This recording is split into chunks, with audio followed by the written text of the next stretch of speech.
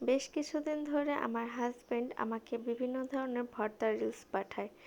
তো সেজন্য আজকে আমি একটা ভর্তার রেসিপি বাসায় ট্রাই করেই ফেললাম। ভর্তাটা আসলেই অনেক মজার ছিল। তো এর জন্য আমার প্রথমেই লাগছে হচ্ছে কাঁচা পেঁয়াজ। এছাড়া বাকি যা যা উপকরণ লেগেছে সব কিছুই কিন্তু আমি খুব ভালোভাবে আগে ভেজে আর হচ্ছে ডালটাকে খুব ভালোভাবে সিদ্ধ করে নিয়েছিলাম।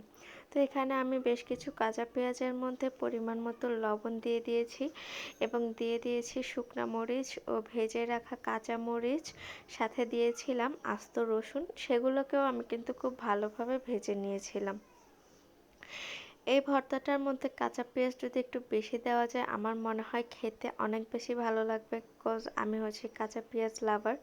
এর মধ্যে আমি সামান্য পরিমাণে ভেজে রাখা পেঁয়াজও দিয়েছিলাম। আমি ভর্তাটা যেভাবে উনি বানিয়েছিল সেম ওভাবেই বানাইছি।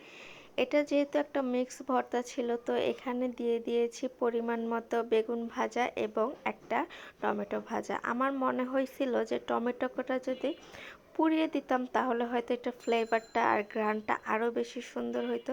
যাই হোক, নেক্সট টাইম আমি অন্যভাবে ট্রাই করবো ইনশাল্লাহ। তো এই পর্যায়ে আমি দিয়ে দিলাম পাঙ্গাস মাছ ভাজা। এটা পাঙ্গাস মাছ ভাজা দিয়ে এই কারণে করেছি যাতে কাটা না লাগে। আমার হাজব্যান্ড কাটাকে খুবই ভয় পায়, তাই আমি পাঙ্গাস মাছ দিয়েই করেছিলাম। আপনারা চাইলে যে কোনো বড় মাছ দিয়ে করতে পারেন, তবে আমার মনে হয় তেলাপিয়া মাছ দিয়ে করলেও অনেক বেশি ভালো লাগবে। যাই হোক, এখন আমি দিয়ে দিলাম হচ্ছে ডাল সেদ্ধ করা।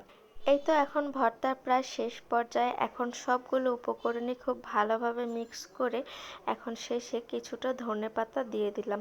আপনারা চাইলে এখানে সরিষার তেল ব্যবহার করতে পারেন, কিন্তু আমি যেহেতু সরিষার তেল একদমই পছন্দ করি না, তাই আমি সরিষার তেলটা ব্যবহার করিনি।